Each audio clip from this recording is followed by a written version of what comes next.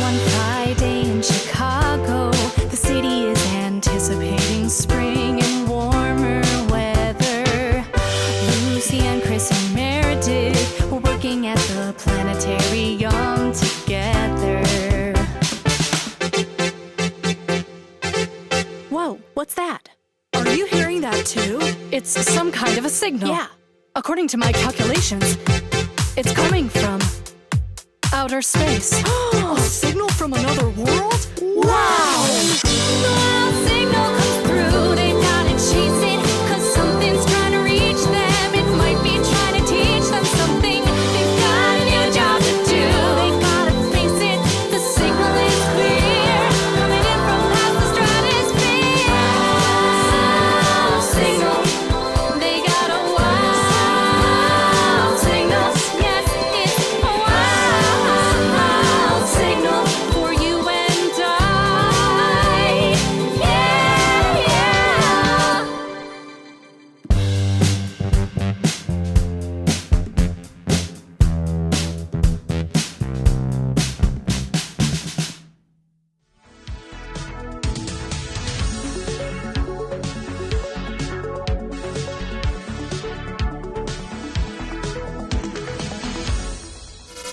Hi, Chris. Pedro! Oh, I'm so glad you're here! Where are you? You look really small. I am really small. I thought I was building a teleporter, but It turned out to be a shrink ray. What did you want to ask me about? well, I was thinking telescopes make things bigger, and the Adler has lots of telescopes, and you're the curator, so You want to know if there's a telescope in our collection that will make you bigger. exactly. No. Do you know how a telescope works, Chris? Yeah, ish. I'll show you. Look at this telescope from the 18th century. This is a reflecting telescope of a type we call Gregorian, after its inventor James Gregory. So it captures light emitted or reflected by faraway objects with a primary mirror like this. That primary mirror is back here. Then the light bounces back towards a secondary mirror here. And then the secondary mirror reflects the light back towards the eyepiece. This is the piece we look through. This will magnify the image formed by the mirrors. Are you sure this thing can't make me bigger? I'm pretty sure, Chris, because it only collects light that bounces off you and focuses the light into the eye of someone observing you from a distance. You look bigger to them, but you stay the same size. Can I borrow it? Can you borrow this impeccably preserved 300-year-old Gregorian telescope? Yeah. Absolutely not.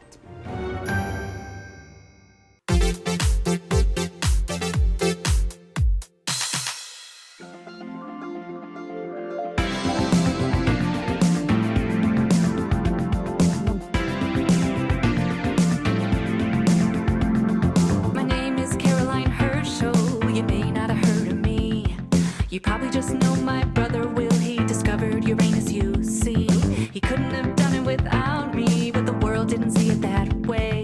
I'll tell you the things that I did back then, compared with the things they'd say. Caroline, comet Caroline. Caroline sweeping the heavens, sorry, Caroline. Caroline, oh Caroline. Caroline paving the way for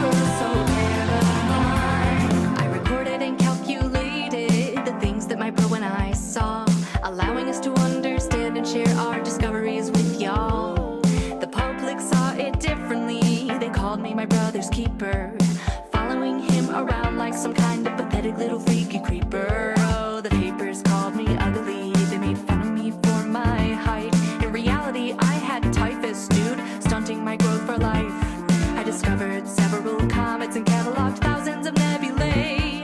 I'm the kind of person anyone would want their child to emulate. Caroline, Comet Caroline, Caroline sweeping the heavens, starry Caroline. Caroline, humble Caroline, Caroline paving the way for us, oh Caroline. Sometimes when you're different than the other folks in your field, you're overlooked and underappreciated, definitely not ideal.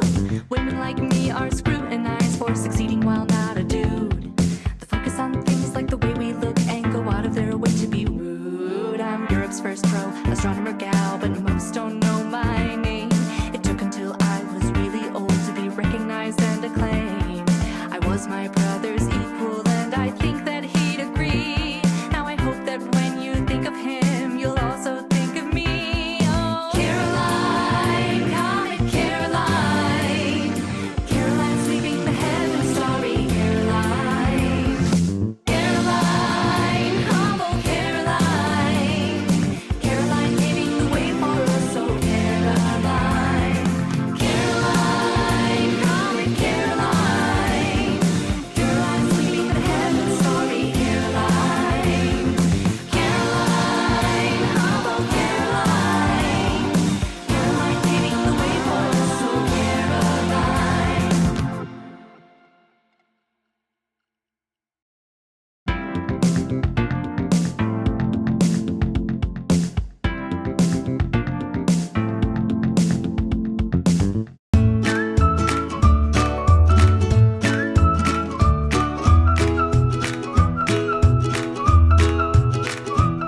I am Adriana Guzman Diaz. I am an astronomy educator at the Adler Planetarium.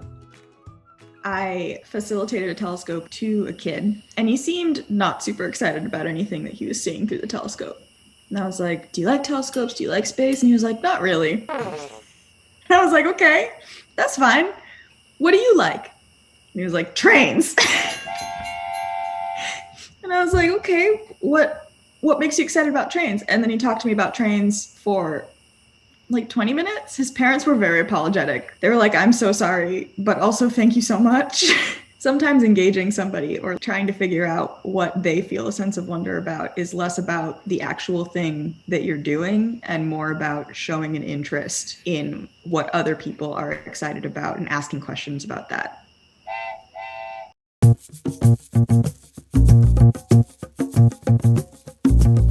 Astrophotography. Taking pictures of mystical things that are too far away to see. And yet, today's technology can bring them right to a man's living room. I'm visiting one such man's personal home to uncover exactly how he is able to snap such hot pics. Nick Lake, host of YouTube's Windy City Astrophotography and Skywatch Wednesday, is putting circles and tubes together. Allegedly, he'll be collecting images using an app on his daughter's old iPad. How? I'm going to get to the bottom of it. I'm Stacy Quasar, and this is News at the Speed of Light. People often compliment your voice. How much of it is really yours and how much of it is a computer? Well, it's all my voice. You can be honest with our viewers, our listeners. It is my voice. What are we going to look at tonight? Well, Ms. Quasar, is there anything you'd like to see? And me, I get to choose. If you have an idea of a nebula or... Sometimes wonder how I got to where I am now, 3.5 months into an amazing career as a news anchor. I want to see where it all began. I think I have something that'll work. We'll go way back in time for a star-forming region where stars are born. And who's the star's mummy and puppy? Hydrogen and helium. Ooh la la, tantalizing. What are you poking? I'm getting the telescope to look at some stars. You see a few stars on the screen here. The telescope is now going to move just a little bit. It's a pretty smart iPad. Just generic pink. You heard it here first, folks. Pink can be generic. Finding appropriate star. Ooh, what is an inappropriate star, Nick? Sirius B. Nick, when you're out here by yourself, what is the most enlightening moment you've had? Occasionally I see some shooting stars. Dare I ask, what do you wish for? I wish for the clouds to stay away. Well, you just ruined that wish, Nick. You're not supposed to share. Looks like we have 10 seconds left on this image. They're very dim objects. These are things that we'd only see looking through this telescope with our eyes from Chicago. You wouldn't see anything. I suppose if you had a robo-eye and it could build up an image over time, then yes. Is that what this is? Be honest. No, it is a red light, so it shines. Sorry. Okay, the image just loaded. It's pretty good. The North American Nebula. Stephen, quick. Star formation in some of these areas, and there's bright stars that are essentially burning away the material around them. And What is making it North America? it's flipped in reverse on my telescope, but if you imagine this is Mexico, Whoa. and here's Florida, so it'd be flipped in the real sky. Whoa. No. Okay, wait, yes. Oh, say, can you see by the dawn's early light? No, I lost it. It's not. Alright, so now we've moved indoors. Here we are looking at a bunch of images. This one looks a little spooky. It does. It's the Witch Head Nebula. Here we have witch eye, yes, witch nose, little puckered lips, and then here's the chin. Most of the images I take, they're interesting because there is dust and gas there. Dust and gas. Two things us humans abhor here on Earth. And yet, look at the beautiful imagery it makes. What do you hate more, gas or dust? Gas. The man hates toots. Stop giggling, Stephen. It's not your job. Now I can't help but notice you left your telescope outside. It's still collecting images. Without its daddy? That's right. Yeah, I've got the security camera on, and it's still taking images. I mean, these are coming in live from the telescope. How long are you going to sit here? If it stays clear, probably till 1:30 or 2 in the morning. And then I'll tear it down and go to sleep. The image won't be done then. I have to do another filter tomorrow night if it's clear. This is gas and dust at its finest, right here on a computer in a man's house. Sometimes when this image first comes together, there's a process that I run. I haven't seen the image quite like this until I run that process and it comes up for the first time. And yeah, it's really a wow moment. After you get something like this, do you go look in the mirror and you say, Nick, you did good today? I should try that. Let's try it right now. Hey, stargazers. That's a pretty cool picture that I took out there. Yes, keep going. And you done good. Do it in a southern accent. You done good. Woo-wee! Do you ever do this in the mirror? No, it'd be embarrassing. Thank you for showing us things that human eyes can't see and telling us about it with your voice that human voice can't be. But it is. I'm talking to you right now. Are you? I think we've gotten to the bottom of it. I think we all know the mysteries of the universe are still so far away, and yet so much closer. I'm Stacy Quasar, and this has been News at the Speed of Light. I'm Nick Lake from Windy City Astrophotography and Skywatch Wednesday. What's your sign-off?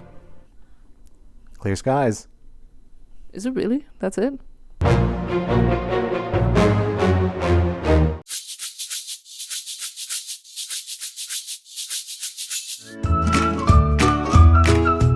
I love working with teens because they're so weird. And I got to do a telescope event out at a library, and these teens were like passing by, and I was like, hey, do you want to look at the moon? They're like, what, the moon? And I was like, yeah, the moon. Do you want to look at the moon? And a kid looked at the telescope and he yelled, that's raw, which I don't presume to understand slang. I'm old now. So I did not understand what he was saying, but from the tone, I was like, he thinks this is cool. Isn't it cool how when I look through my telescope I'm seeing things far in the distance? The other part about it that's really cool is I can see back in time to before my existence. When I look at Jupiter I'm seeing half an hour ago, Vegas back a quarter of a century. Andromeda is 2.5 million years with light as old as the hominids that turned into me. It's a telescope time machine.